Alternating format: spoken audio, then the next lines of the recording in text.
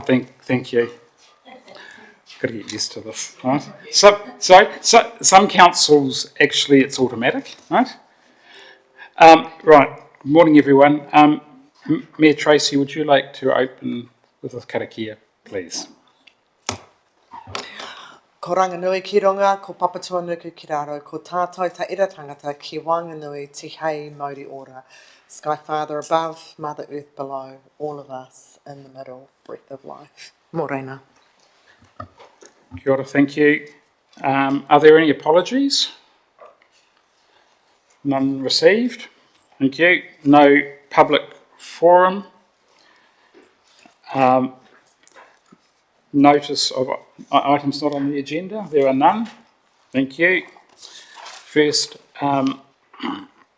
decision or declaration, are there any conflicts of interest that need to be declared? None noted. First item of consideration is our minutes of our previous meeting held in February. Take it as read.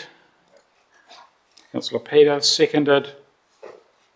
Councillor Steve, any discussion? All those in favour, please say aye. It's carried. Moving to our reports. Welcome, Jess, to our procurement report. Thank you for some reading material. Thank you. Take your report as read. Is there any key highlights or further information you want to bring to the committee's attention? Good morning, Chair, Mayor and Councillors. Purpose today is just to present the draft for feedback. So I welcome feedback and questions and to provide an update on next steps and the timeline to adoption. So I have covered that in the report, but the intention is to get some feedback, incorporate it into the policy, and then if you're okay with it, I want to take the policy to iwi and then bring it back to Council for the final review and adoption. So the feedback I'm seeking today is on my policy, if it's okay, if it's in the state that it can go to iwi for consultation, and on the two principles that I've proposed, which are at 6.8 of the report and also in the policy. Are they 6.8? Yes.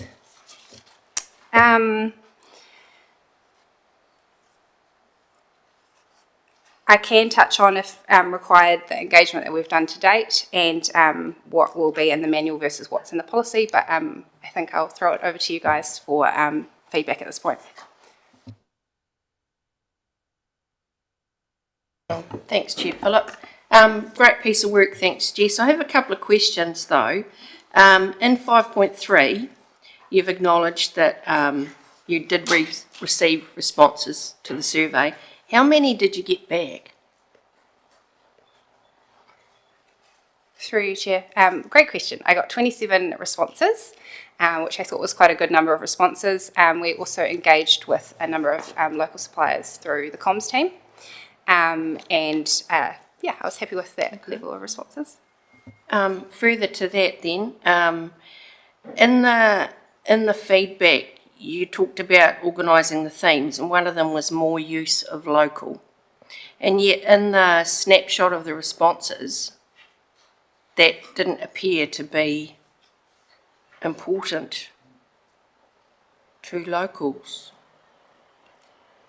So I guess, given that further down the track when we look at the policy itself, you do emphasise the importance of using local, and yet I was a little bit surprised that the responses didn't seem to reflect that, unless within the context of that, these were some sub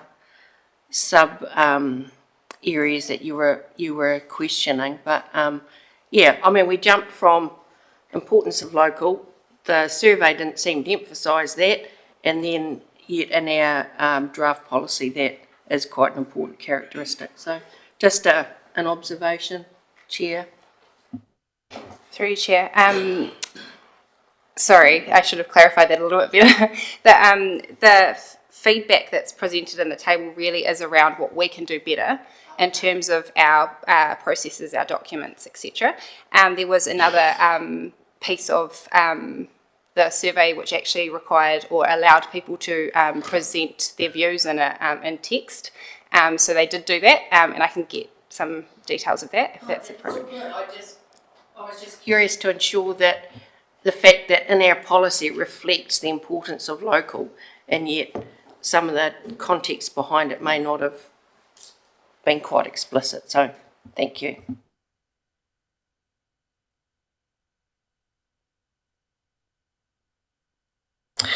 Thank you, Chair. Just a couple of questions. You've engaged with the Dennevic Chamber of Commerce, but have you got, what was the feedback in Pahiatua? Have you talked to the business development group that exists there? And my other question is around, how does this impact on the Tararua Alliance? Does that influence any of their procurement as well?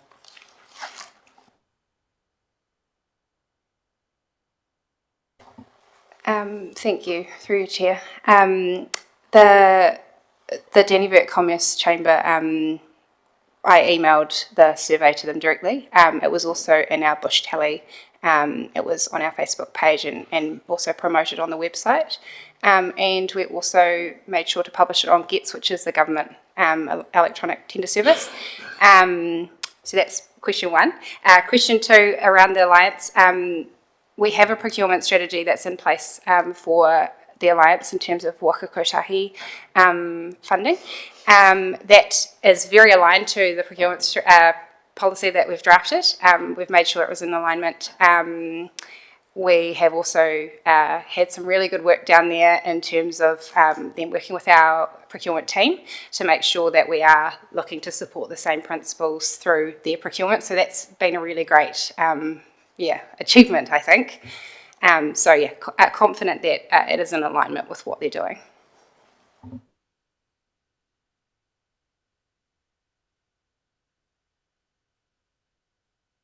Sorry, Chair Phil. I also had that question that Mayor Tracy had, because it would seem to me that the scope that you've defined within the context of the policy should preclude the alliance, because that's what came to my mind was, given how much money there is being spent in procuring the services through the alliance model, it might, I guess I'm providing feedback, let's just eliminate it from the parameters of this particular policy. Are we actually into the policy then, Chair Phillip? If I may ask a question then, Jess, I might have missed it, but is there a right to challenge within the context of this policy? Will that be reflected in the procedural part of the... Okay. I'll just answer that so the answer is online. We haven't defined that in the policy specifically, but yes, as part of the procurement manual, which is dealing with more of the operational procedures, we will have processes for feedback around debriefs, etc., for suppliers who are unsuccessful. And we're looking to develop that. We've done some really cool work in that space to make sure it's more robust for people, so they are actually getting real feedback about why they may have missed out on a contract. So I think through that process, and then we have other council policies that deal with decision making, etc. So I think we've covered it off. Thanks. Thanks for that, Jess. I've actually had this identical question, because I've seen one or two of these, right? And I think that feedback, I think it will actually be useful if it was just not the detail, but one of the principles that where there is the ability for feedback to unsuccessful tenders, because that to me, this is a public document, whereas the procedures is actually an in-house document, and I think that would be, and to me the principle is if we're open and transparent, including providing feedback to where requested to unsuccessful tenderers. Words to that effect, I think, would be useful. Is that what I'm hearing would be helpful? Thank you. Councillor, I've got some other questions, but I'll keep on going around the room. Thank you, Councillor Peter. Yeah, thank you, Philip. Insofar as emergency works are concerned, that's covered in here that you'll just go out to local contractors perhaps and get them on the job to fix whatever needs fixing. At what point and who determines that the emergency is over but there is ongoing work related to that contractor's work? And what happens at that point? Thank you, through Chair. That's a great question. We obviously won't be able to run a full procurement process in an emergency, but what I did want to provide for in the policy is that there will be constant review of the state of the emergency. What I'm trying to hopefully influence is that there's really good procurement practice anyway in the logistics function of the Emergency Operations Centre. So by planting some procurement people in that function. And in terms of who makes the decision, I think the procurement team would be largely involved in that. We would look to, if appropriate, wrap some contracts, etc. around that. I think there's some work to be done in this space in terms of engaging with local suppliers to make sure they understand our standard contracts and our expectations, so that they are, in an emergency situation, they are able to, they know the basis on which they're operating. I was thinking through through the chair. So with the contract in place with the Terra Alliance through Downer, that gives us some stability in terms of the cost for the majority of a lot of our response activity, because it tends to be roading related or water related, so those contracts are in place. So that takes away a lot of that risk. It's those ad hoc resources that we require, which this would actually influence. Thanks.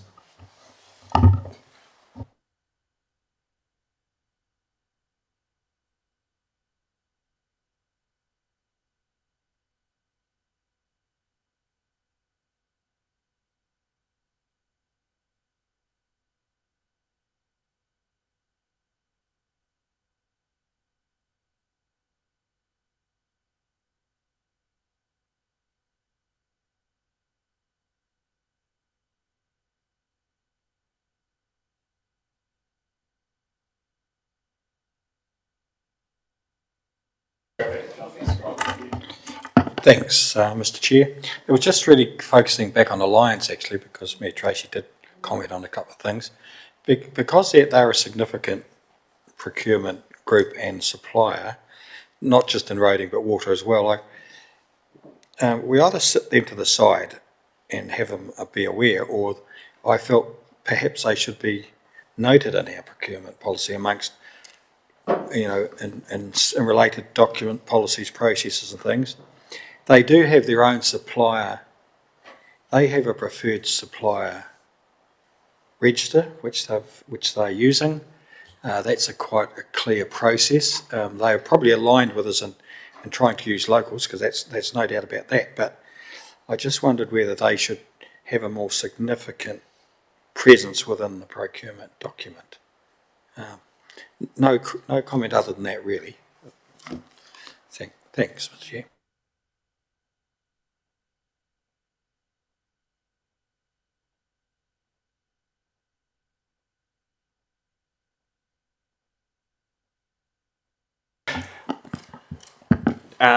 Thanks very much, Mr. Chair, and thank you for sharing this document with us.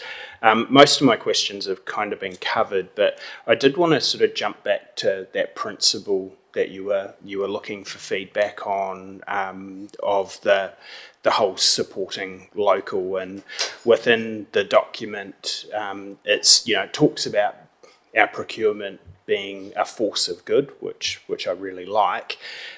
Really what I'm trying to work out, though, is the balance between supporting local, which I'm hugely supportive of, versus cost effectiveness. So, you know, finding the the most reasonable cost for being able to deliver the service, because in a way that's supporting local as well, because that has a rating impact. So my first question really there is, absolutely agree with the principle, but it is probably operational, but how are we looking at that balance between supporting local versus cost effectiveness? Through you, Chair. That's a great question, and something that we did spend a bit of time on. We haven't called out a blanket weighting for supporting local. We've detailed in our practical considerations how we might consider a local supplier in terms of their value that they bring to the contract. We are trying to ensure that our processes are more accessible for local contractors. So that is one way that we're doing that. And we're also looking at encouraging, in line with what is now has just been consulted on, the 5th edition of the New Zealand Government procurement rules, the Support New Zealand Business economic benefit test. So looking at how suppliers can, if they aren't local, support local themselves, so encouraging that as a broader outcome. And that might be goods, that might be services, it might be subcontracting. So it's just around, in any way that we can, encouraging more impact in the community, I guess, in terms of, building up our local suppliers. I think that's working out. So no, look, thanks for that reply, because I think that is quite an important consideration. Just following on directly from that, one of the things that I hear out in the community is from some of our smaller businesses who think that they could probably supply a service at the same cost or cheaper than perhaps some others that we might have on our panel. As part of this in the force of good and supporting local, will we be looking at how we can make it easier perhaps for some of our smaller businesses to be able to tender and to be able to put in quotes and to be able to do that work? Through you, Chair. Yes, great question again. That is a focus for us. We have tried to look at our documentation to make sure it's more accessible and only using preconditions that are important for the particular procurement, so that if there's no need for huge requirements there, we're not putting them in there. We have had some really good local contractors in the last year or so coming through that we haven't necessarily previously contracted with, so that's really exciting. We have previously done some more direct but still open tendering towards local suppliers. So we are looking at the benefits there where appropriate, and it is sometimes on a procurement by procurement basis to help and really give a leg up to local suppliers. But if we are requiring a local supplier, we will call that out in the tender documentation, or if we're waiting for that particular benefit, we will be calling it out in the procurement documentation so it's transparent to everyone that's applying. I don't know if I've completely answered your question. No, I think good.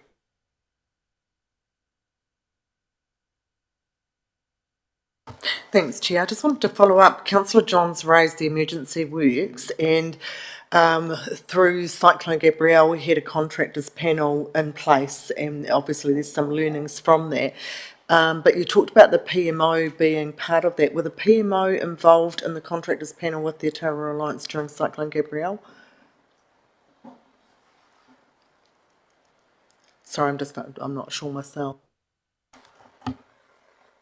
I just wanted, through you, Chair, I just wanted to clarify the panel that you're speaking of. Is that a preferred suppliers panel, or to provide relief in our? Are you talking about the alliances panel? Okay. I don't think that PMO necessarily were involved, but I'm not 100% sure on that one. Sorry. Yeah.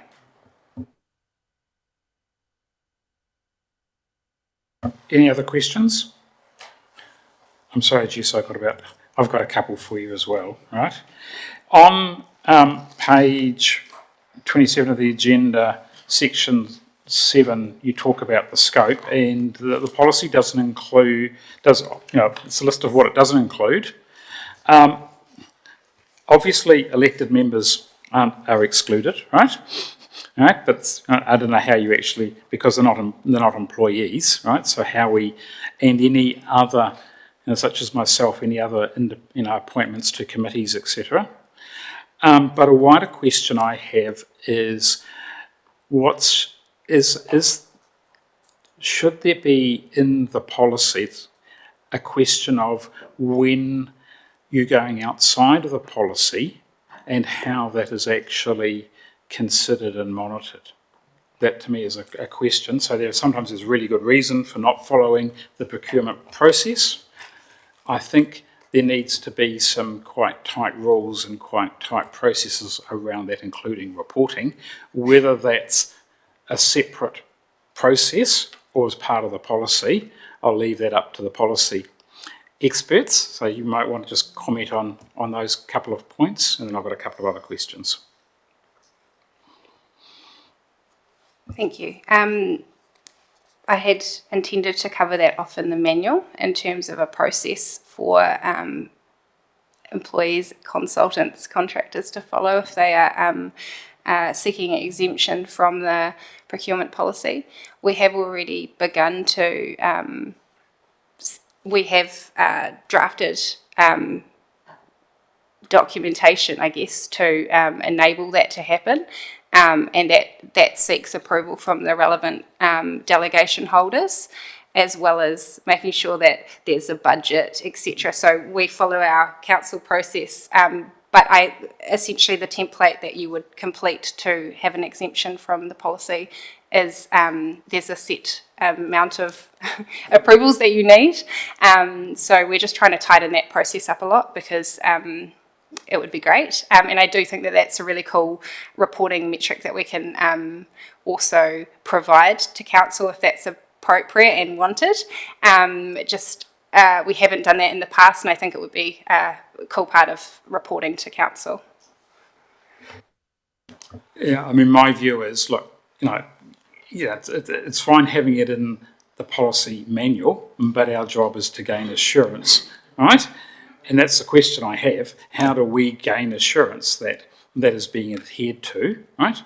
And also that it's also transparent, right? That these decisions, I'm not expecting every time we go outside the policy it's reported back, but there needs to be some form of assurance given that it's not being used and abused, but also there's a robust process behind it. So just food for thought. The other one I have is in section 9, and it's one of my favourites, is like you referred, you talk about there in about the fifth bullet point down about keeping the process costs of procurement as low as possible. What I think is missing from the policy is an emphasis on life cycle cost.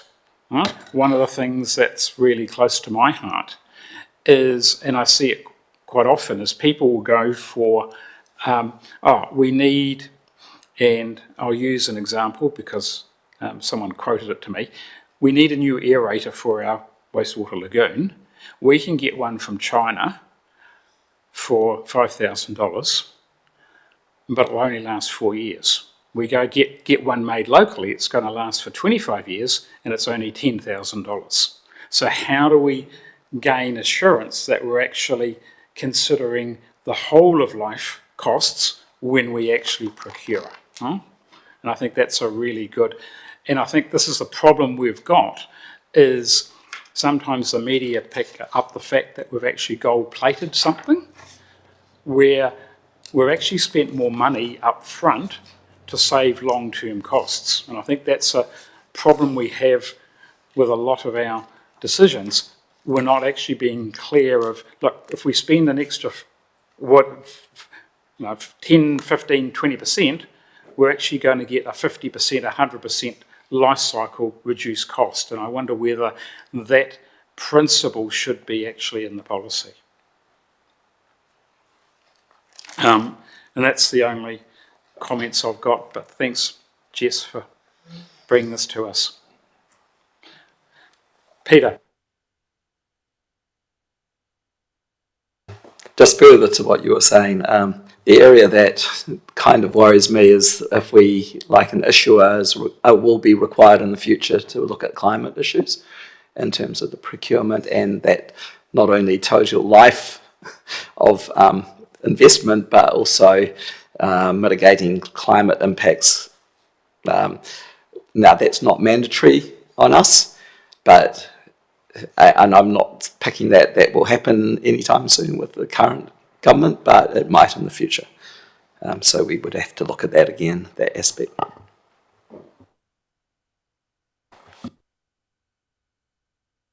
Yeah, just to further to your comments, Chair Peter, I would hope the logic... Sorry? Oh, sorry. Chair Phillip. Just further to your comment, I would hope that logic would prevail anyhow, because, it's just seems to me to be the logical thing to do in my circles. Yeah, sometimes we assume people are logical and they're not. Okay, that's all I'll say on that matter, right? And I'm not saying it's in this council, but I've seen it elsewhere, right? And often I see it in a number of contracts that I have actually seen that there's been no consideration of the life cycle cost. Not saying it happens here, but I've seen it happen elsewhere. So, you got anything further, Jess? Any further questions or comments? So we've got a recommendation. Do we have a mover? So Mayor Tracy's happy to move the recommendation. Second, Councillor Sharon. Any further discussion? All those in favour, please say aye. It's against carried. Thank you very much, Jess and Peter, in support role. Right, our next item is some more bedtime reading for councillors, 7.2 on page 39 onwards, our Audit New Zealand letters for the debenture trust deed and engagement and audit plan. Thanks, Beth. Take your report as read. Is there any key highlights or further information you want to bring to the committee's attention? Kia ora koutou. Thank you for the introduction, Chair Phillip.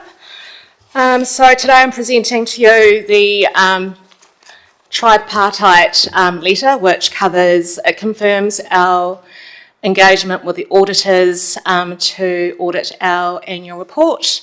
Within the tripartite letter is a copy of the audit engagement letter, which covers the period 2023 to 2025. So today we're just seeking approval for Mayor Tracy to sign that letter, and then we can pass it on to our trustees. For those of you who don't know what a tripartite engagement is, it's an agreement between three parties. So in this case, it's between Audit New Zealand, who are auditing us, ourselves because we borrow from the LGFA, and the trustees who ensure and monitor that we are compliant with the agreements set out in the debenture trust deed. The second item that we're presenting today is the draft audit plan, which was provided to us a fortnight ago.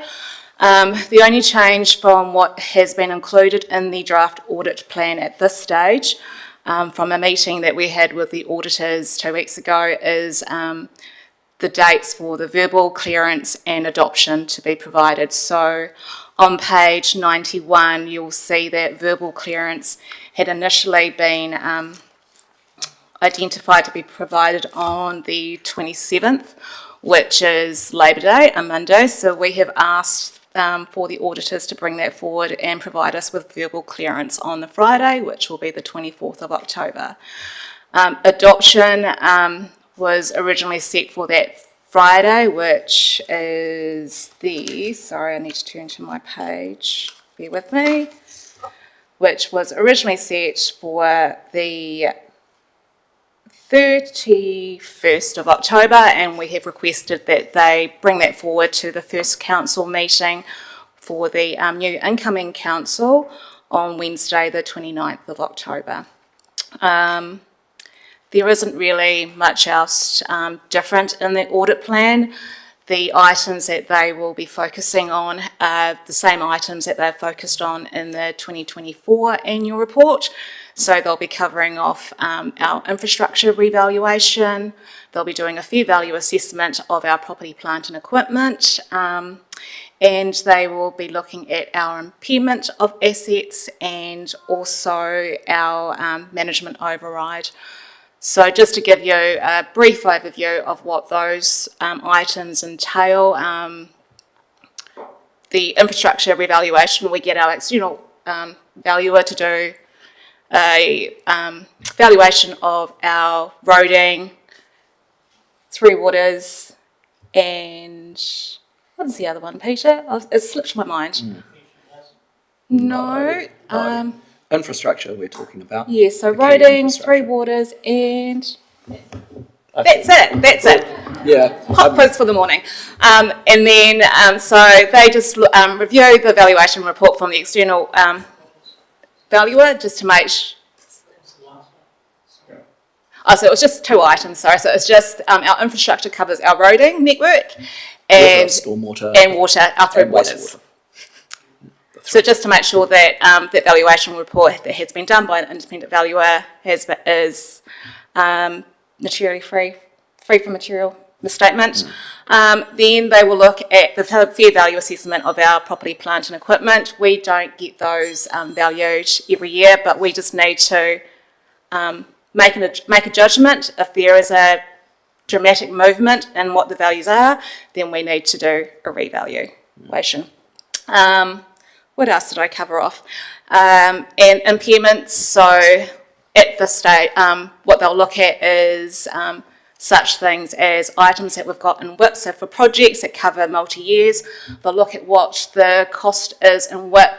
And we as the client, I guess, being audited, need to make an assessment on whether or not the value that's in WIP is still reflected fairly in there, and whether or not we need to impair those costs. And then finally, if I'm going too fast, just stop me and I can try and articulate things a bit better. And then finally, it's our the risk of management override, which is tied into fraud. So this is just, it's not a red flag, it's just something that the auditors will cover off for all councils. And it's such things as journal entries, which are done manually, and where we've had to use estimates and the assumptions that we use behind the scenes. So we need to be able to give assurance to the auditors that the estimates that we've used are reasonable. Fair and reasonable. Yes. They can be very large too, just through the chair. So that's why it's worth checking. Yes. And you'll see on page 81, they've itemised the materiality levels for their testing. Does anyone have any questions? Thank you, through you, Chair Phillip. Thank you, Beth. You didn't go too fast, always. But in essence, in the last, because this letter was last signed 3 years ago, what you've reflected in your explanation is that the only things that have changed from then till now have been some dates. I guess what I'm curious to understand, though, given that there is an arrangement here, agreement with a trust, and our trust deed has not changed in the last 3 years. It hasn't had to have any changes made to it, like other trusts may have. I mean, my understanding is that within the context of the trust deed, there'll be objectives and all of those other sort of things. They haven't materially changed from 3 years ago to now. We're still doing what we said we'd do 3 years ago. Through your chair, that's a great question, Councillor Wards. I can neither confirm or deny that. I don't. I actually do not know the answer to that. But what I can do is go away and find out and get back to the committee. But the audit engagement letter, my understanding is that the audit engagement letter covers a 3-year period, and every year there is an accompanying tripartite engagement letter which confirms all of the expectations and responsibilities of all three parties in that letter that covers that 3-year period. The audit plan is set annually by the appointed audit director. So depending on what the appointed audit director's focus areas are for that year, that will be conveyed within the audit plan.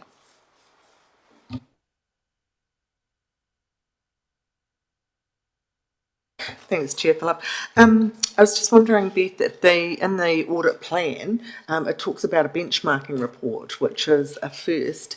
Have the team had any insights? Will you get to view that? Do you have the team talk to you about how they're compiling that information? I think it's great, but I just that's the first time I've seen it. Just keen to understand that a little bit more. Through you, Chair. That was also another great question, Mayor Tracy. I also read that sentence, just the paragraph in regards to the survey just recently too. So I don't have the answer for you today. However, I can go back to our appointed audit director. We are meeting with the team it's either this week or next week, I believe. So I can come back to the committee and provide more information on respect to what the survey entails. Thanks, Chair Phillip. And also, it talks about the integrity self-assessment survey. Did the team undertake that? Just in that report, you can come back to me on that as well. That was just something new. Page 10 of the audit plan. Through you, Chair. Mayor Tracy, I'll come back to you around that as well. Thank you.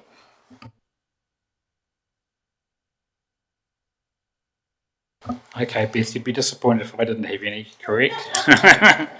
Two questions. What do you see? I mean, to me, my view, right, is revaluations is high risk. So our job is gaining assurance that the revaluation process will deliver. I've seen 1 or 2 revaluations over the last few years fall over, for the want of a better word. And that to me is actually a significant risk on 2 grounds. Basically, we're trying to estimate what the replacement cost is. We don't generally replace everything in the last 12 months, and also trying to do an estimate of useful life. So when you've got those 2 estimates, you multiply one by the other, and it can actually be significantly different, right? So just maybe in the July meeting, maybe we could actually have a bit of an update as to where we are with the revaluation in terms of what are the risks around that. The other question I have is one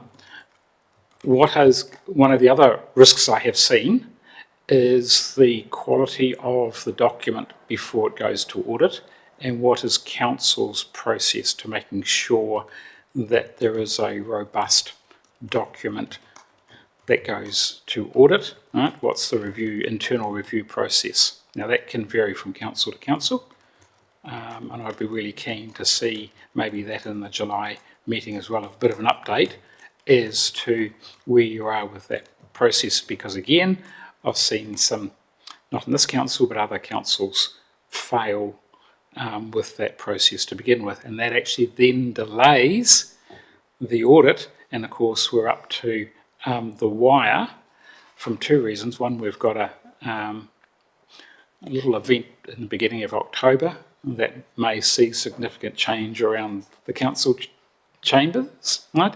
And the new council will be then required to adopt the annual report. So I mean, I think those are things that need to be addressed, and maybe we can talk about that in our July meeting. I know one council is getting this, the equivalent of this committee, to actually receive the draft and recommend on the old council and recommend to the new council it actually be adopted to avoid that risk. So again, there are a number of risks. They're not, catastrophic, but again, we want to avoid risk where it's practical to achieve it. Just some feedback, whether you've got any instant response. Thank you, Sarah.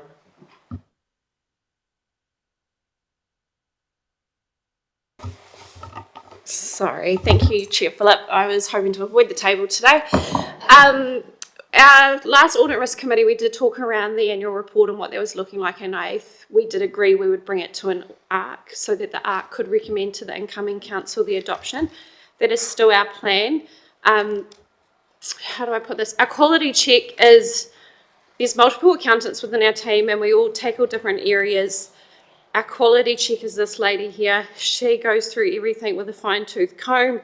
She will know the numbers, the pages, back to front, left to right, any which way you want to know. So, but we also now have Peter as our acting manager, so he will no doubt have influence that he would like to bring to the party, and he is also a stickler for a number and making sure they're on the right page and the I's are dotted and the T's are crossed. So I have full faith in our team and we can bring something back in July.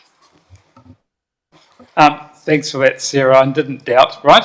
But again, right, our job is to get that assurance. So to me, absolutely thank you for that, right? But if that could actually be formalised for the July meeting to say this is our QA process, that would be really, really helpful, right? Without trying to overburden the team. Thank you. Any further questions? Oh, Peter.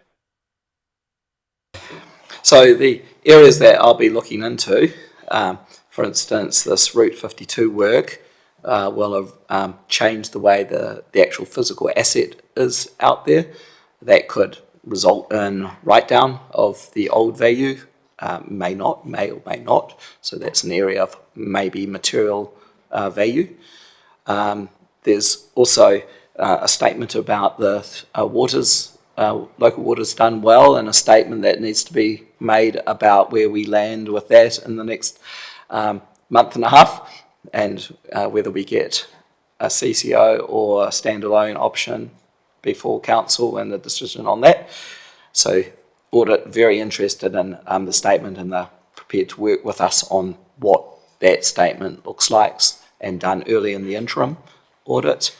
And one other reference point that we've got, which we really didn't have to the same extent previously, is the LTP work and the asset management plan, where we've got the condition information for wastewater and stormwater system there. This is the 6 kilometres of wastewater pipes that we keep talking about that needs immediate replacement. If it's got a value, that will have to be considered, whether that's fair or reasonable, given that we're saying that it's at the end of its useful life. So those are kind of the areas that I think are material and influential on this. Otherwise, we have all of the unit values that we use in the LTP as a guide to see how things have changed in the interim 12 months since we did the long-term plan. Thank you, Peter. That gives me some comfort. Right? All right.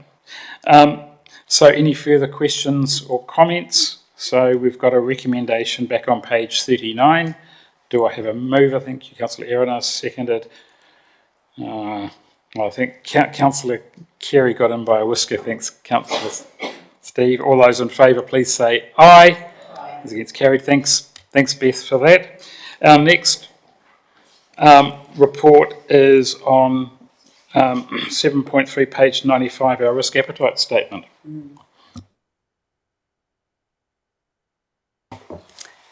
Kia ora koutou, everyone. So unfortunately Stephen couldn't be with us today, so I will be presenting the updates to the risk appetite that he's put through in a report. So one thing I did really want to highlight before any questions is that this is your appetite. It's your risk appetite, and it needs to sit well with you all. So if you need any changes to be happy with that, for us to be able to implement and use this, then I'm happy to receive those today. Under section 3.5, Stephen has listed the 4 areas that have been reviewed, and those will be the areas that we're keen to focus on today. So any changes to these statements are highlighted in red, otherwise just commented in the section titled Review by the Executive Leadership Team if it's not specific to the wording. So the report highlights the risk profile that we have relevant to the appetite that you've suggested, and show you the realities of where we're operating. So firstly, under the draft risk appetite for strategy, so there's been no changes to any of this wording, and the ELT agrees with maintaining the moderate risk appetite. So there's been no change there. The only shift, as identified under 8.13, is the suggested direction of travel, which elected members have suggested a direction of travel towards a lower appetite. So in the current environment, we are operating outside of this, so it can be challenging given some of the external factors that Stephen's talked about in the report, to meet that appetite. Moving forward to expenditure under point 17, so you can see highlighted in red the additions and strike through the deletions that have been suggested. So under expenditure, it's really just acknowledging that the risk appetites in these other areas were quite low, and that obviously expenditure in those areas needs to align to the appetite for those. Under point 19, health, safety and wellbeing, there is a recommended reduction from moderate to low, and this is really about signalling a clear intent that is what we're pursuing. And this is the philosophy of the zero harms and things like that. That's what we strive towards, and that's what we want to see. Following that, under resourcing, point 20, there has been an update to this risk, which is currently listed here as severe, which is in the following report. It does see a reduction in the resourcing risk down to, I believe, high, but we'll get to that in the risk management report. So again, it's just looking at those areas where you have had a low appetite and making sure that we are prioritising resourcing in those areas. So similarly to the expenditure piece. So I think that's all from me, and I'm happy to take any questions. Thanks, Chair Phillip. Thanks, Sandy. I just want to back up the bus a little and take a slightly higher view of this very detailed report that Stephen has put together. I got the general impression, and please reassure me if it's different, that even though this is our appetite for risk, ELT have somehow reviewed that and indicated in a lot of our factors that we're actually operating outside that appetite. Have I got that wrong? I mean, there's statements right throughout saying, ELT have reviewed and we're either lower or higher, but we're definitely outside the appetite. So the areas that you're focused on, are those the ones that ELT think we really need to adjust our appetite on, but not worry about the other ones? Have I got that bigger picture wrong? Sorry, so we are going through all of these, and what we're looking at is the risks that are sitting that align to that appetite piece. So where we have a risk that is operating outside of the appetite, so perhaps if we use an example that will be helpful.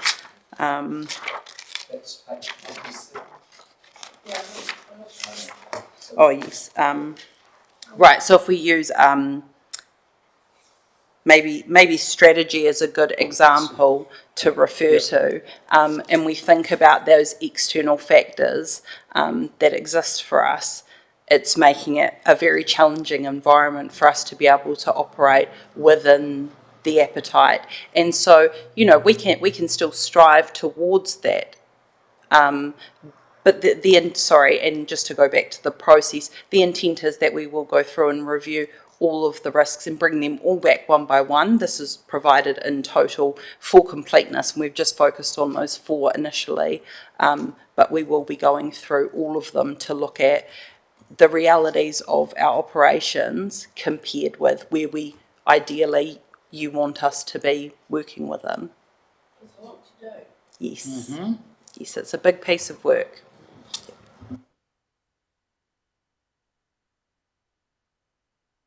Thanks, Chair Philip. Just like to comment on the fact that you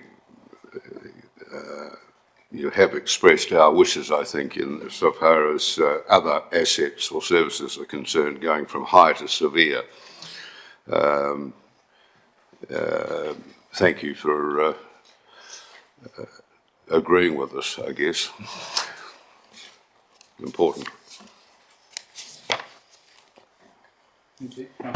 So that particular one, we haven't been through the review process with yet. Sorry, Peter. So they're all included. We've included them all for completeness, but we've only focused on those 4 this time. Thank you.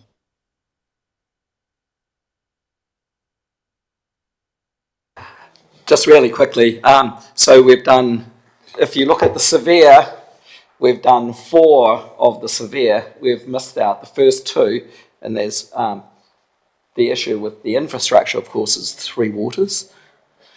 And the next one is that it's environmental and consents, and that's the legislative issue. So there are 2 good reasons that we haven't gone through those yet. One's in progress, the other one's really in progress with the government. So we're focused on the other 4 that were severe and working our way back on that basis. Thank you, Chair Philip. I was looking at the other assets, which are, property basically, that we feel that, do we insure them, do we sell them, whatever. But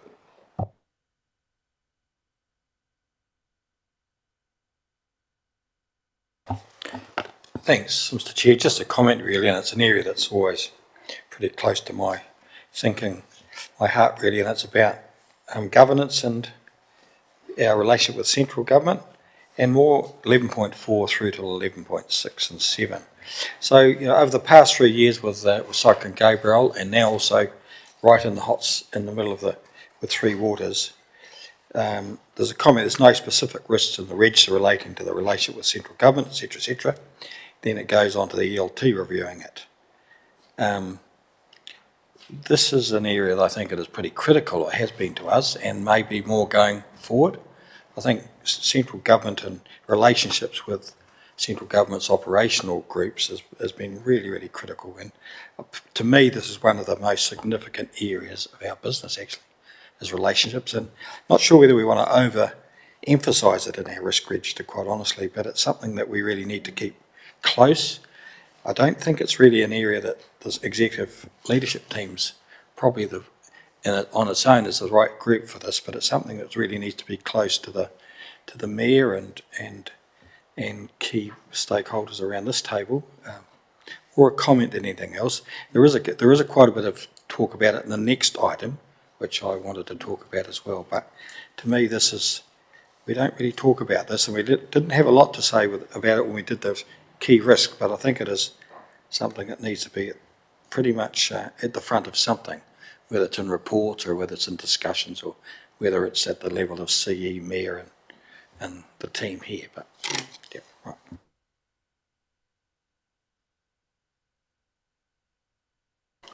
Sandy, I'm going to play in the detail now, my apologies, all right? You know, I try to avoid the detail, but it's something that's sort of a bit close to home for me because of my other work.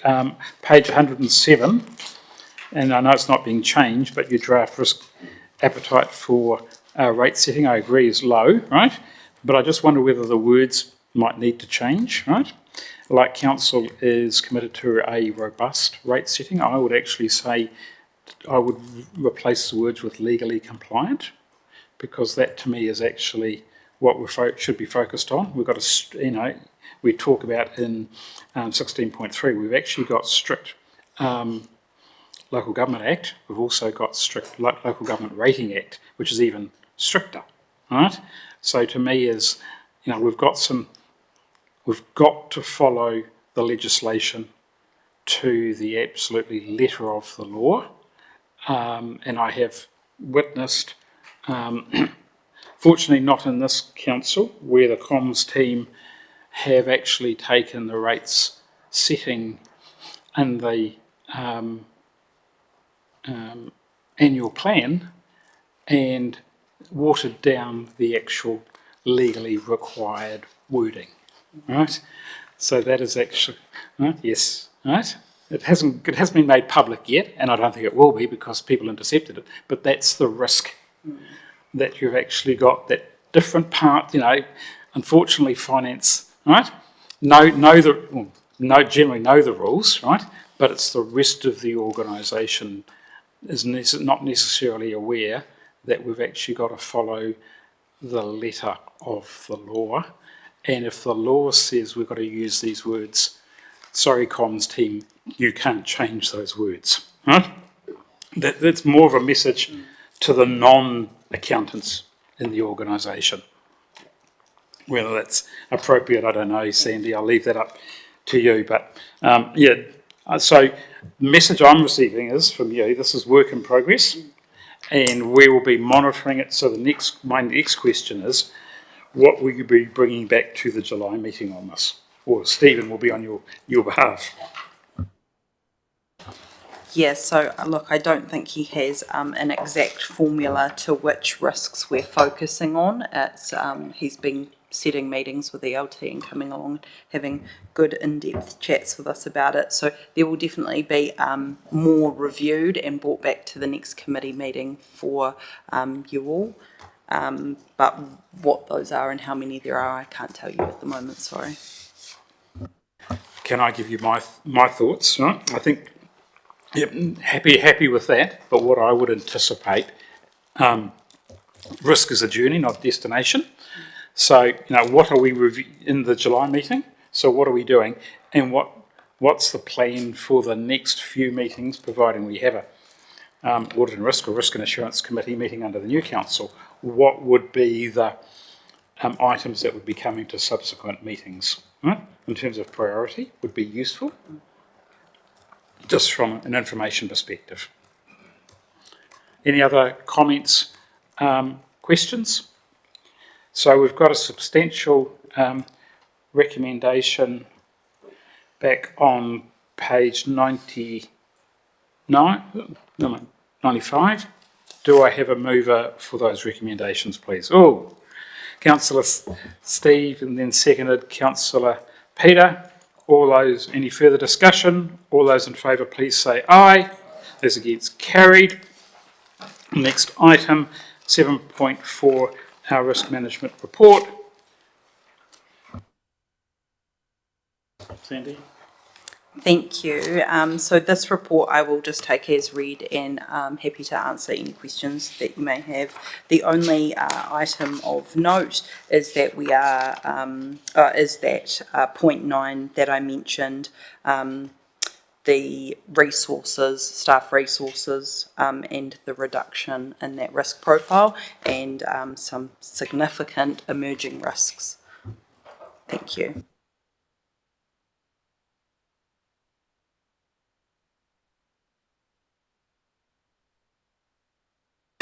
Thanks, Chair Philip. I guess that there are a lot of risks that have been highlighted with the local water done well, but I do wonder how they're being fed in, into the teams that are working in that at a governance level. So reading these here, and then also there's no mitigations talked about. It is just focused solely on the risk. So sorry, I have quite a lot of notes on this one.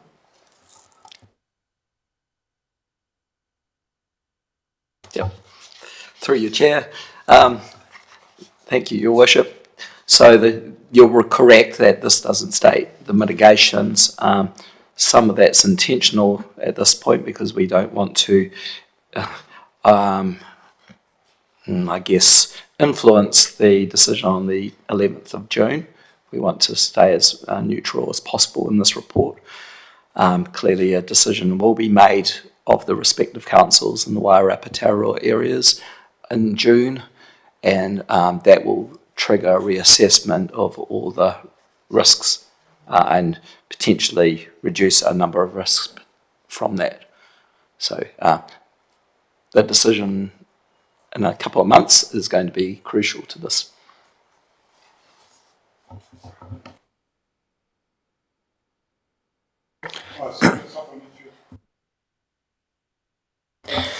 Sorry, I was just going to check the acronym RRT.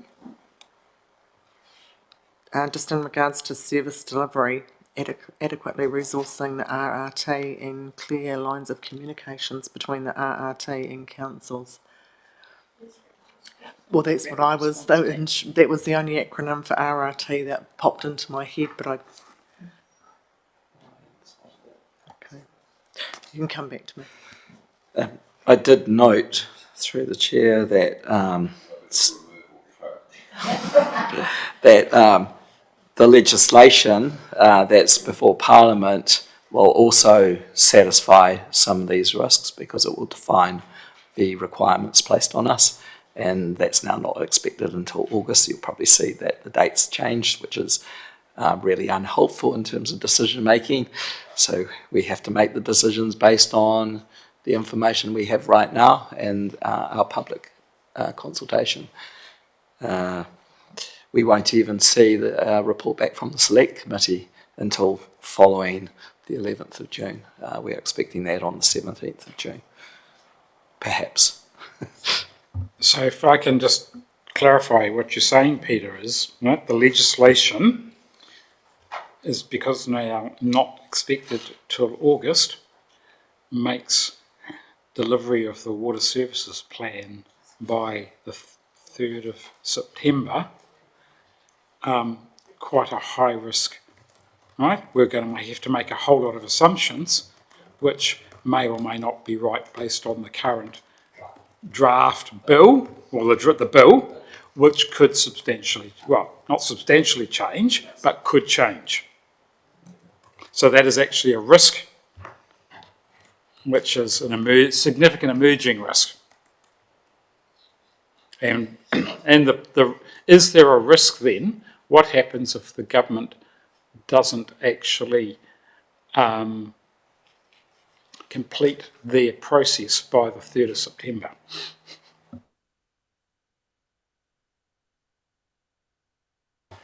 Regional reform.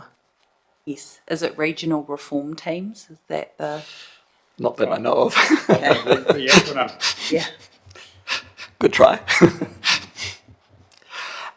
Yes, to your question, and hence when Steve and I were revising this list, which is quite extensive, we couldn't modify it that much because we just don't know where the government will end up being in terms of the second reading and what the Select Committee's recommendations are to Parliament.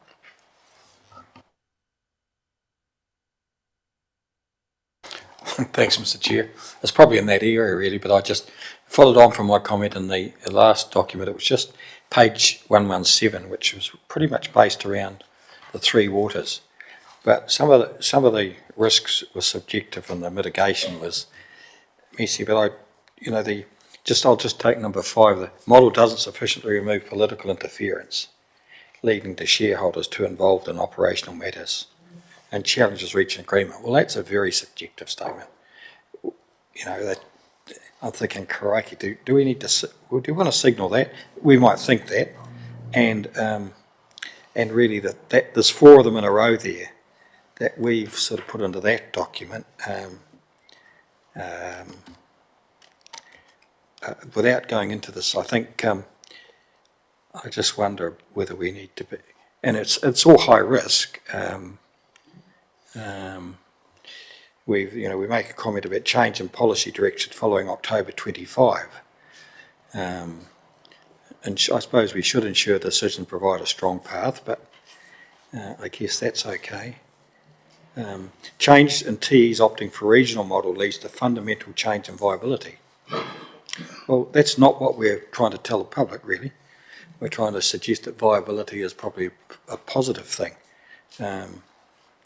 Advocate to government for orphan councils' access to funding.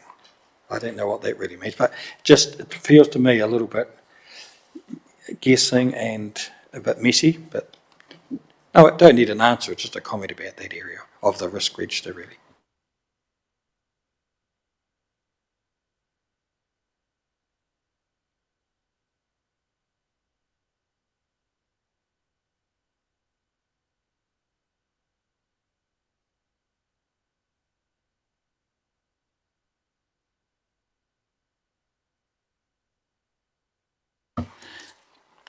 Do I have a mover for the recommendation on 115? Thank you, Councillor Carey. Do I have a seconder? Thank you, Councillor Scott. No further discussion. All those in favour, please say aye. It's carried. Our next item, 7.5, Health, Safety and Wellbeing Management Report, page 125. Thank you, Gillian. Take the report as read. I know it's not. You're not necessarily the sole author, but are there any further information or key highlights you want to bring to the committee? Thank you. Good morning, Chair Phillip and Mayor Tracy and councillors. Thank you for having me, and please forgive me if this is my first time presenting to you, and so if I make a mistake or can answer your questions, I will do my best to get back to you with any information. I am happy to take any questions about the report. I would just like to apologise in advance that there is no incident statistics provided against item number 9. That was an oversight on our part, but I'm happy to take any questions that you have about the report so far. Excuse me, through you, Chair Phillip, could you speak right into the mic, please? Oh. Just move it, yeah. Further over. Sorry, thank you. Right. Thank you. Thanks, Mr. Chair. I'll move my microphone up too. And look, thanks for the report, Gillian. I did have 3 questions. Now I have 2. So thanks for clarifying the first bit. Just in the incident reporting figures, though, if they could be emailed around to the committee, that would be really helpful, just so we have oversight of them. Through you, Mr. Chair, my first question is around the Get Home Safe app, and this is something that we've been discussing for some time. It's listed down as a key control, and I do see that usage has increased to 32%, I think it was in the report, which is positive that it's going up. But in general, it does raise, the low usage, 32%, does raise some overall safety culture concerns for me. Being a key control that we have, something that's been highlighted a number of times, and it is sending a signal to me that some health and safety rules are optional, even if they are listed as a requirement. So my question, and I don't necessarily expect you to give a definitive answer, I would be very keen on your insights though, but I'd like to understand what the plan is to roll that out or to make it optional to use, because it is a high concern for me that this is something that people must use. People aren't using it, but there doesn't appear to be the enforcement around it. And then what does that mean for our other safety rules?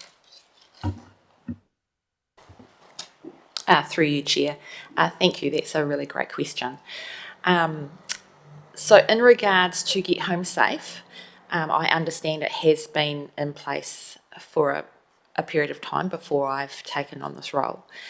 I believe health and safety is a journey, and that we need to engage our workers and staff and take them on. We have identified workers that we believe may benefit from the use of Get Home Safe, but we have to engage with those workers and their managers to understand if the work they are doing is falling into the scope of that usage. So there potentially we might believe that they are working alone, potentially they are not, they are working in pairs, which has been the case when we have discussed some usage with workers. We want to roll out broader education for our workers by pop-up sessions where they can just get a bit more information on Get Home Safe. For some of them, they have found it isn't as easy as what others may find it, so it may not be quite the right solution for them, but we need to engage with them and find a workable solution for engagement to make sure that they are getting home at the end of the day, because that's the ultimate goal, getting everybody home at the end of the day. Thanks, Gillian, through you, Mr. Chair, and thank you for that answer, and I absolutely appreciate that. However, it still does sit as a concern for me, and in particular, we've had some discussions about the concern of fatigue, this being quite a key control for that. I certainly appreciate that health and safety is a journey, but it's often a journey that's never completed if we don't have strong guidelines, monitoring, and sometimes enforcement. Often what is checked is done.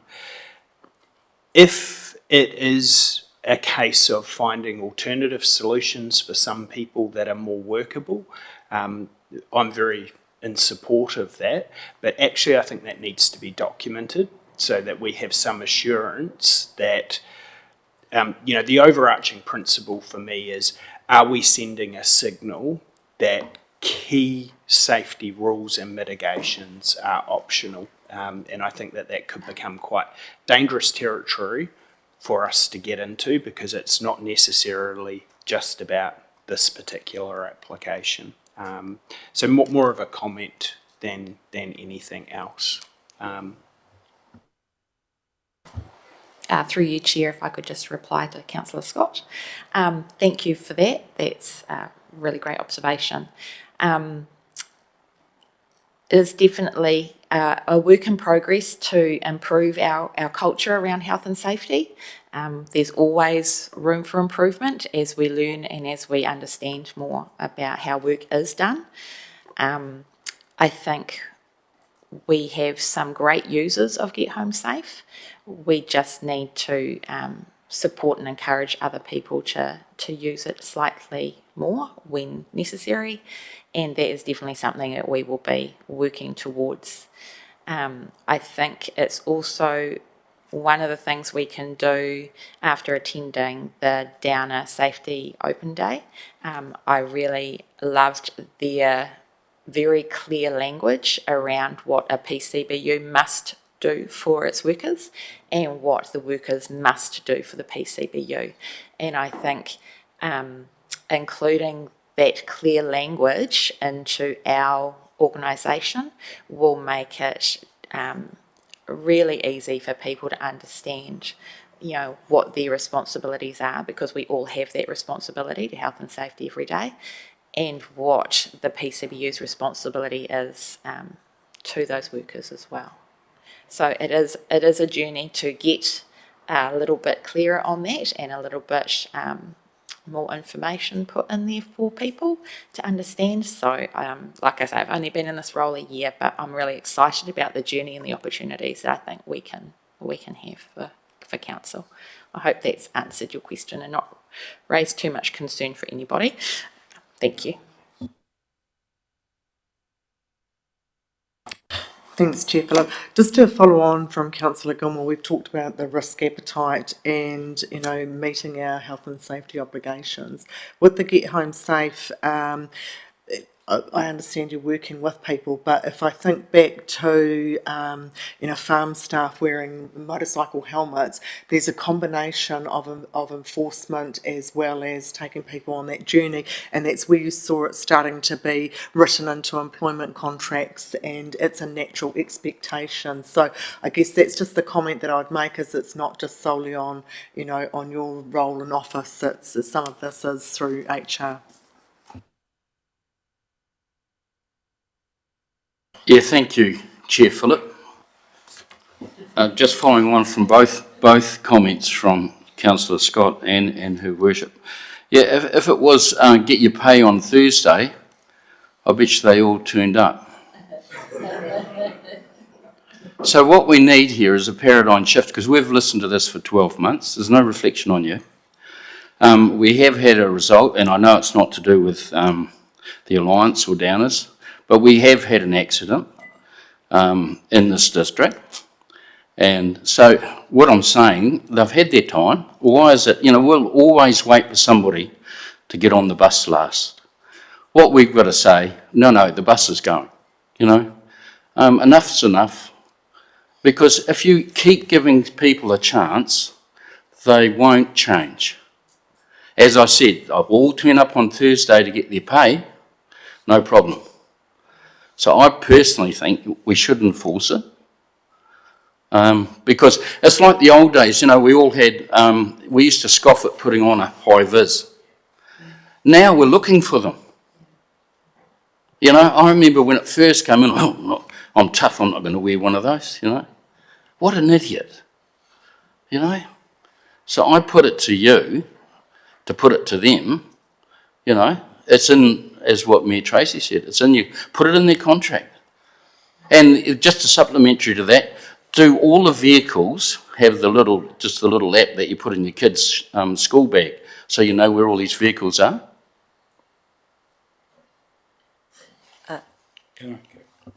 Yeah, sorry.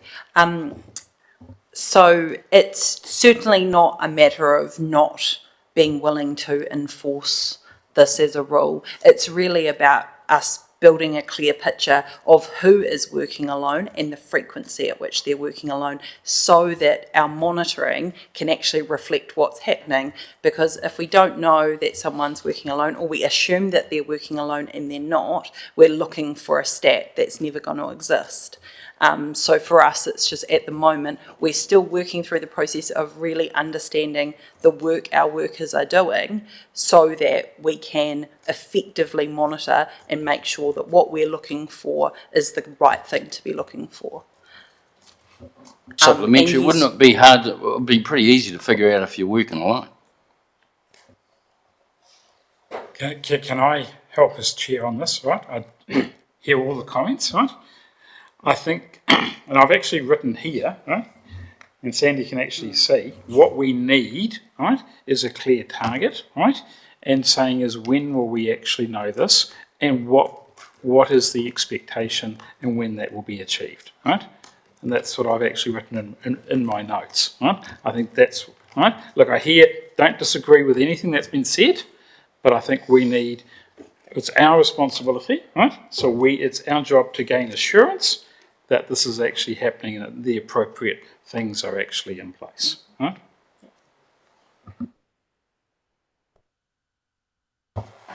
Thank you, Chair Phillip. I am certainly more than happy to do a deep dive into Get Home Safe to provide you information at the next ARC committee, more in depth into what we have discovered about the ratio of staff who require to use this, and reviewing SOPs that we have received in from staff. I think in answer to you, Councillor Steve, around the disciplinary line, I think obviously that's for Sandy and HR to consider. I would hope that we could get staff buy-in to show them the importance of this for them to get home to their families and their whānau at the end of the day. And I think if we have that buy-in from staff and we support them in the use of it, it will definitely increase that level of buy-in and usage for us. So that is definitely something that we are aiming to do. And yeah, like I say, there is definitely work that we need to do around this, but I think if we can strengthen our wording around what we require, that will also enable us to be firmer with people about the usage as well. Thank you.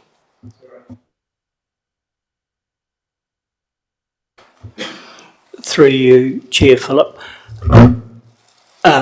Couple of things. Just I love this conversation because it's so important, and if you take that back to staff. And the other thing is, working alone, are there certain jobs where they have to work in pairs? And if so, what are they, please? Thank you very much. That's a really great question.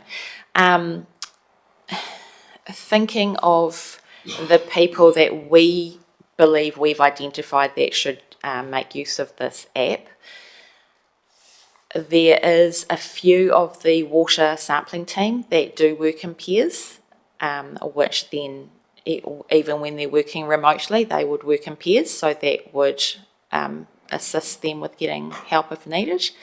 It is always beneficial and always an option for them to use Get Home Safe at that stage as well if they choose to.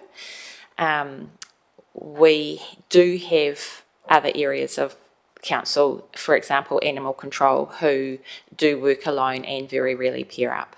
As for other areas, I'm unsure, but we have just gone through the staff looking at their roles and whether we believe that they would be working alone or remotely, whether it be driving to meetings or driving out to locations, and identified them that way at this stage.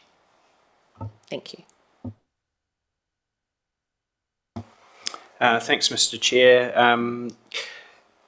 On a completely separate topic, I just sort of want to lift it up a little bit and see if there's been any thought or consideration given to some central government announcements of full reform or quite large scale reform of health and safety, which will potentially have quite a large impact on us. And not something, again, I want a specific answer on now, but wondering if there has been consideration given to how we as a council might try and influence that. It's still at a relatively early stage. I see that the Minister of Workplace Relations has announced some changes. There's been discussions by the former Minister of Transport about moving things to a risk-based approach. For us as a council, particularly one that is going through a health and safety journey, I wonder if we have thought or would have the appetite to see if we can help influence and shape some of those discussions while they're at an early stage. So has there been any consideration? Thank you. Through you, Chair Phillip. Great question. Thank you very much for that. My honest response is no, partly because still being fairly new into the role, I am unclear sometimes where to find information. So I'm always happy when people point out areas where I can source further information that would be beneficial for us to have or to share with our staff. I believe that the more information we can share with our staff across the board and the more transparent and open we can be around anything relating to health and safety would be of benefit to the organisation, and am very willing to share anything when required or if required. Thank you. Thank you. In addition to Gillian's comments, so I know that MWLAS has submitted, and that's sort of representing the councils in the area. So that's one way. But no, we haven't thought further about, and it's certainly something that we can engage with them on to see if they have future plans to submit further on it. We don't have any intention to individually do that at this stage, but perhaps if they are not doing it, we will look at it.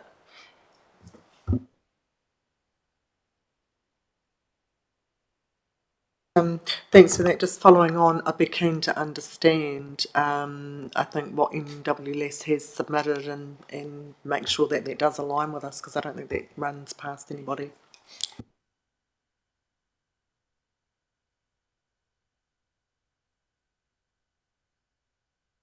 Thank you, Gillian. Thanks for your report and answers and honesty. Appreciate it very much.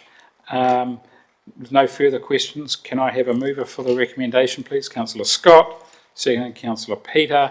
Any further discussion? All those in favour, please say aye. Those against, carried. I know we've been going an hour and a half almost. We've got one item and then we've got public excluded. Do we want to deal with that item and then conclude, or do we want a break? Over to you, team. You'd like a break? Okay, let's take a 10-minute break. Thank you.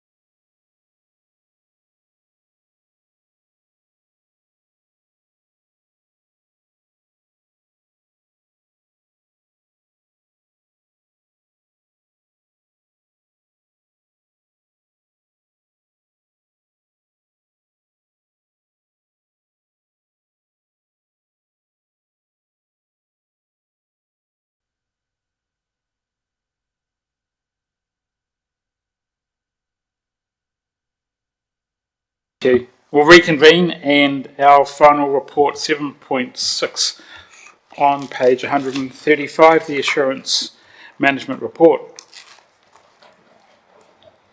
Thanks, Sandy. Wonderful, thank you, Chair Phillip. So again, with this one, I will take the report as read, and I just wanted to highlight one thing under 9.1. We are looking to cease quarterly reporting to the Audit and Risk Committee on dam safety monitoring. That has been provided since September 2022, and yeah, we're just looking to reduce the amount of ongoing reporting. Hopefully assurance has been made that that is now an embedded process for us. But yes, happy to take any further questions. Thanks, Mr. Chair. Just two relatively quick ones. First being, I see that there's still the name of a former staff member that's attached as the GM responsible for some action, so just want an assurance that they'll automatically be passed over to someone else. I believe that that name is only assigned to actions that are being reported as completed, so those actions will no longer be reported following this report. Thank you. And just my second question is having a look at the revenue team's inbox, and I know this was a discussion in our last ARC meeting. Pleasing to see that there has been some positive changes there, but also just wanted to make sure that there is a plan in place to carry on following that through to continue reducing it. And also a wonder of how many of the outstanding items, as we're getting through them, whether there's a large percent that are follow-up emails, because I imagine people send an email, perhaps don't hear back for a month, and I don't think a month is an unrealistic time frame that people have been experiencing, and then sending one or two follow-ups. So if there could just be some comment on that, please.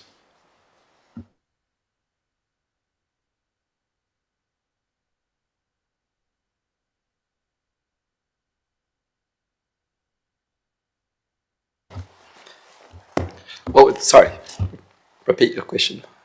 Certainly. Sorry, my apologies. Looking at the revenue team's inbox, pleasing to see that there has been a positive reduction. Just wanting to get an assurance that work will be continuing to get that down to a business as usual level, and also whether there's any insights of how many outstanding emails in there are follow-up emails, so where people have waited quite a long time to have a response and maybe have spent one or two follow-ups. Yeah, through the chair, we've got one person who's dedicated to looking at the mail with supervision from Roger Earp. So they are pushing ahead to reduce the count. I'm just cautious because we now have to prepare for the end of financial year and making sure that some of the resources that we have in that team have to actually get the database up to date with subdivisions and amalgamations, which is really important, getting those property transactions up to date. Otherwise, the rate setting process could be affected. So they're starting to become split attention because of that. And I mean, I'm sitting in the meetings right now preparing the sample rates notice for the draft annual plan as well as the final instalment. So there's a lot of split focus in that team because that's the way it is. This is the busy time of the year. But next week, that draft rate sample and final instalment invoice will be out, and they will be able to refocus on getting the database up to speed. So we'll still have that person with Roger there supervising the arrears and emails, but maybe not as strong as we've been just recently.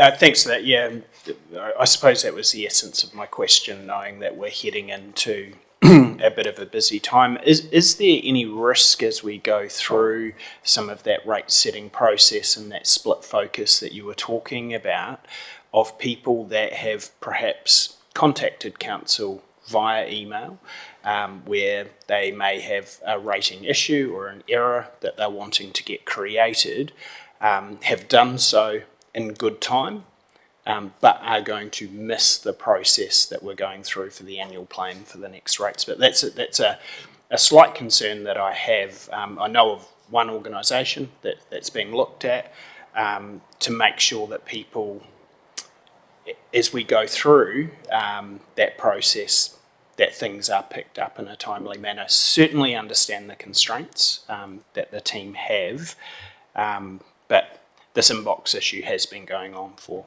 some time.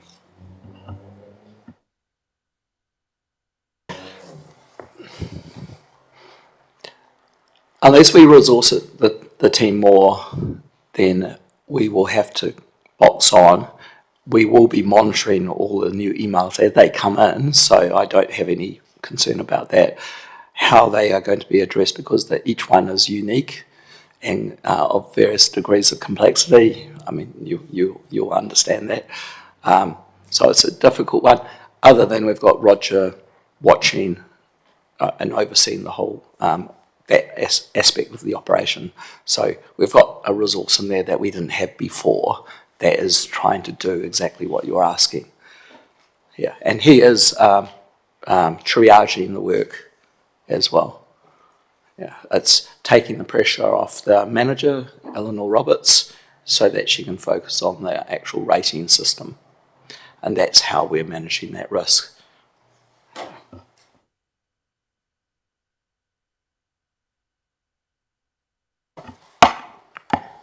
Thank you, Chair Phillip. Page 141, 6.5. The preparations for the implementation of the postponement policy. It said it's not going to be complete until all affected ratepayers have selected a resolution pathway. You're saying July, but they've had quite a long time to decide. What happens when we get to July and you've still got a handful? We'll have to, through the chair, we'll have to see if we do put those forward for debt collection.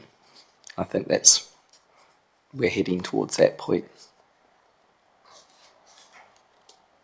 The answer is that one of the issues right now is that there's a number of ratepayers that haven't got their direct debit, rebate form in.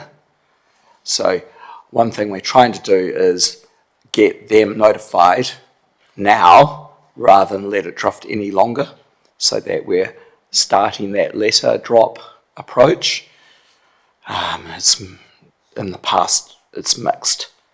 You almost have to ring each person to get them on side, and you're talking about hundreds. So this is part of the problem. Now, because we have recognised that they are likely to be successful in terms of the direct debit calculation, if they don't follow through, we're adding to the problem that they've got. Because they might actually miss out, and we've anticipated that they would be successful, therefore there's going to be under collection through the direct debit. So there's a risk that we're trying to anticipate and prevent now.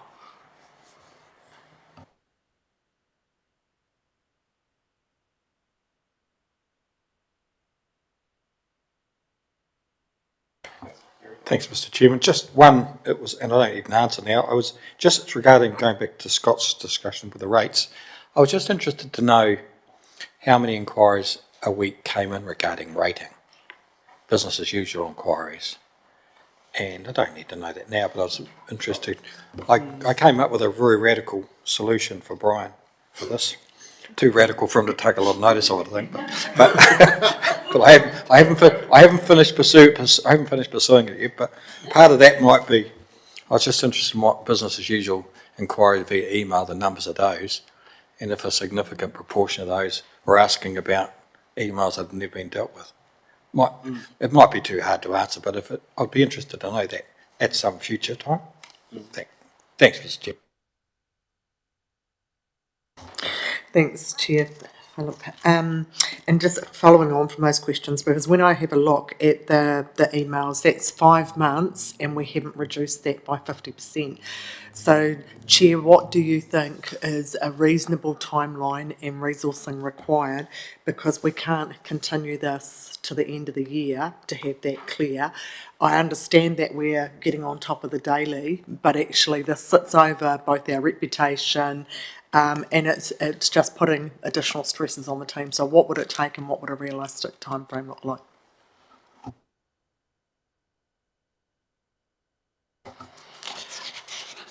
Through the chair, the difficulty we've had is engagement with those individuals who basically are non-responsive to us, and that's not that helpful.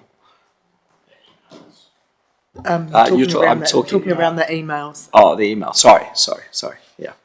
I think you need to monitor us and our performance probably quite regularly currently.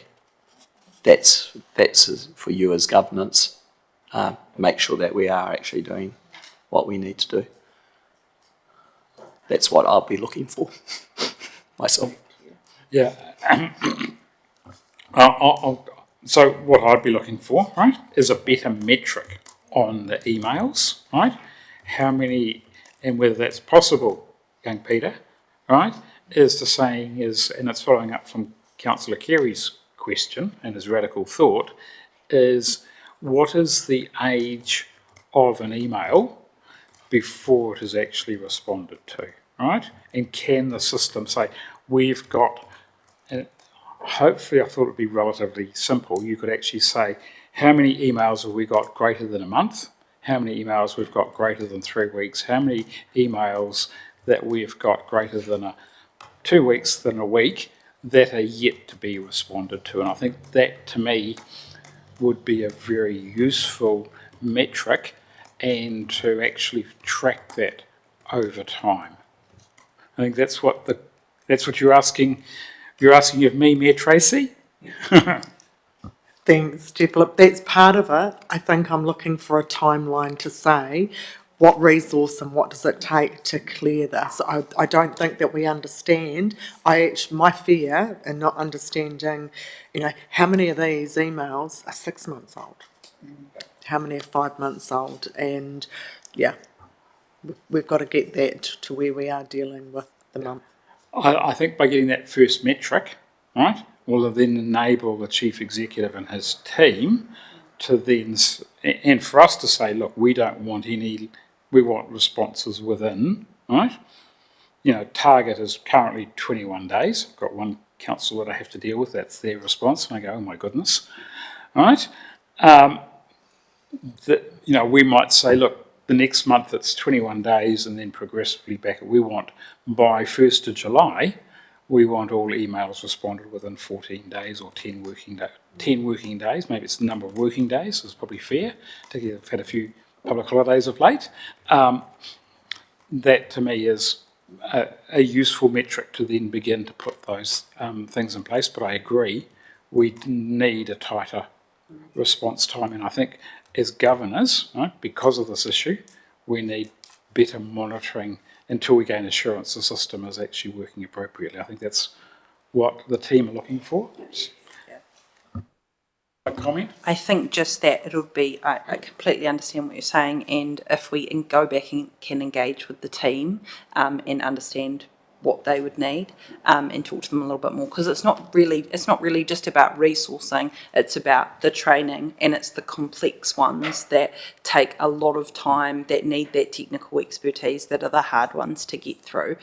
So yeah, it's probably better that we engage more with the team, provide some more detail on the inbox, the age, the double ups and all that kind of stuff, and present that back to you next time.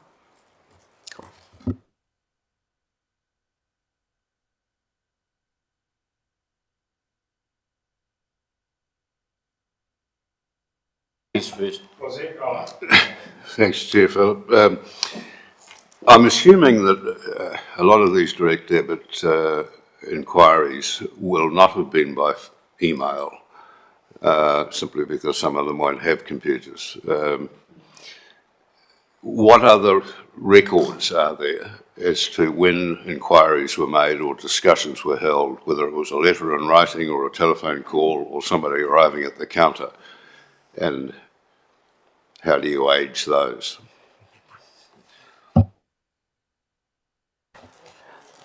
So for many years, the rating system has the ability to add notes to it, and that's what they refer to as memos. So when a history of discussions have taken place, they've kept this open text field, and they've entered in who was contacted, when that person was contacted, what was done. And so that was cross-supported with physical documentation that tended to be then scanned in and associated with that property ID. So that's how the rating team has recorded their information. There's an interesting discussion which is even broader than this around a history of risk, issues with individuals, that cross the whole council that we were discussing yesterday. So there are broader issues again, but in terms of the correspondence with email, we obviously have the email trail and history that we can cross-link to that individual and property ID. So that's, without talking to Roger, I think that's likely to be how he's managing it, is looking at that email trail. And I need that chance to talk to Roger about this question that you put forward. I'm not helping you that much, sorry. Thank you, Chair Philip. Yeah, probably along the same lines, because obviously if you get an email, there might be help there in the subject line. Rates, we don't, but maybe that could be an educational thing we could put out to the people. But we must be getting, is what Her Worship said, getting closer to an end time for this, but that other metrics that you're putting in there, that's coming along with time. Because it's a little like our CRM reports. You have a look at them and then you go 3, 6, 8 months. And then you think, well, hold on, how long is an 8 month? And there's no end. So same type of concept, isn't it? Are we accepting the no end? So yeah, let's get it back on track, get it finished, move on. Thank you. Any more questions? I've got a couple, actually 3. Right? Page 146.3. Peter, this is in your gambit, right? It's basically you're having technical issues with authority, right? Have delayed this process. Are you confident they're going to be resolved by 1st of June?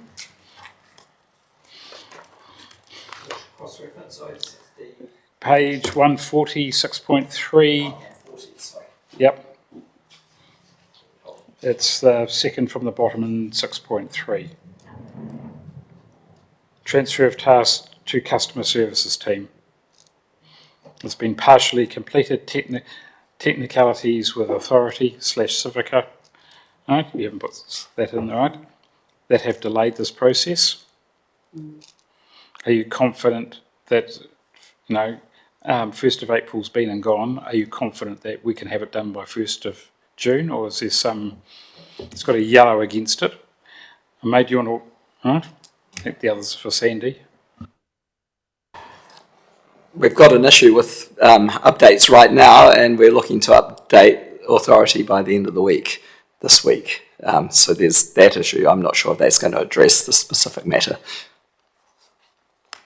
I'm not helpful, sorry. No.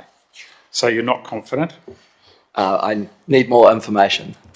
Right, okay. As to what it's trying to address. I'll circle back to the one on 142 because it's later in the agenda. But 143, I think again, no, it's saying complete on the top box on page 143 as being complete, but a report will be run in August, right? So I thought that wouldn't have actually been complete until the report was actually run. It's got Raj's name against it, but you'll follow up, right? Because if it's got completed, it drops off the system, and I just wonder whether that's actually appropriate. The last question I've got is on, and no one's questioned it yet, is the debtor management report at the end of the paper. And it's got 1st of April, so I assume that's because it's in the agenda now. What I would be looking for in terms of page 159 is actually probably that history going. It's probably got, my view is there's too many graphs there, right? And we probably need some better key metrics on the rates, rebates / postponement issue, and I don't know quite the appropriate, right? Right? It's, yeah. So maybe the July meeting, that would be my only, it's a comment, not a question. Pete? I just make the observation that for years we've tried to get a report that's helpful, but it's too detailed in this instance. The other problem that we've got is that it only really becomes really meaningful after the penalty date, shortly thereafter. So it's 4 times a year that you really get a good sense of whether your debtor balance is increasing or decreasing. And that would be my suggestion, is that we target, for instance, invoice goes out 1 May, next week, should be paid by end of May before the penalty comes on. We're required to give 14 days of an invoice in the hand of a person to make that legally compliant. Otherwise, that deadline sometimes pushes out because that's the rules, the law. So you're essentially saying sometime in June, you should be able to have a good assessment of the debtor balance. And then it's every quarter from then on. So the problem with reporting this partway through is that it's really confusing, because you've got a large amount of bills that are out there that are partially paid either because they're being paid by direct debit slowly, fortnightly, monthly, or whatever. So they're not going to show as cleared, and you can't get a sense of what is going on. So my suggestion is that we would look to report this when the balances are meant to be cleared. Then it can be simplified. Then we can look at variances from there in terms of whether there's an ageing issue. So that's kind of my thoughts. I like your neighbours to the south there report. They actually do it at the end of each quarter, right? And they also, I've got one side, David Paris has got a very nice little graph, and you can actually see it over significant, like the last 4 or 5 years. And you can actually see, you can go back each quarter and see where each quarter was compared with the previous quarter 12 months ago. But what I think the issue here too is maybe it's a number, is how many people are actually on direct debit that are actually on target, and how many people are on direct debit at the end of the financial year, because that's the real cut-off, isn't it? All right? You know, you can hopefully see that someone is on track to pay by the end of the financial year, and there might be some people that, because of the monitoring, improved monitoring, you can see that they're not on track, and it's the number of ratepayers that are not on track to meet by year end would be the interesting metric. But whether the system can actually do that, that's going to be the challenge. It is tricky because we do allow a longer period of time where they are on agreement. So, but everyone who's on agreement is actually noted in the database, so you can actually separate them out. Okay, I'll leave that to your wizardry. Thank you. Well, also as part of this report, we've got our work plan. No comments or questions on our work plan from the team, except the only observation that I would make is that we don't actually have, well, we've got some things scheduled for October 25. We probably won't have a committee in October 25 unless we bring it well forward before the magic date of the 11th of October. And we'll leave that up to the team. But just noting that. Oh, yeah, and I know what you're going to say, but yes, say it anyway. Thank you. Apologies, thank you, Chair. Could we please have a meeting before, because we'd like to bring the annual report for the audit and risk to make the recommendation to the new council. Thank you. Words right out of my mouth. Thank you. Yeah, so we'll work with the team. Sandy's already peered at my calendar. We're trying to do something in early October. But again, very much depend on the finance team and having that annual report available, because that's not a 5-minute read either. No. Okay. All right. Any further comments, questions on the assurance management report? Can I have a mover for the recommendation, please? Then Councillor Erina, seconded Councillor Steve. All those in favour, please say aye. Carried. Can I have a mover that we move into public excluded? Councillor Peters, seconded Councillor Allison. Again, all those in favour, please say aye. It's carried. Do you need 2 minutes?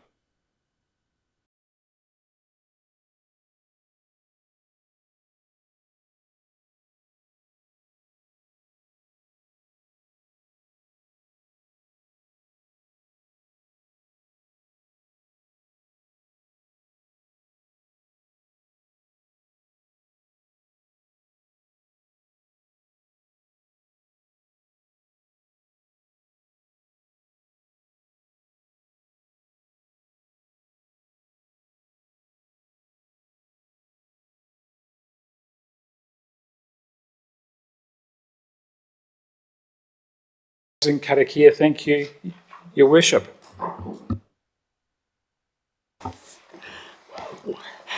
Let the winds of the Ruahine and Tararua give you strength. Let the waters of the Manawatu nourish you. For we are the Pounamu of Te Tāpere Nui o Whātonga. Kia ora. Thank you for your spirited bidding, team. Now, I've got a request.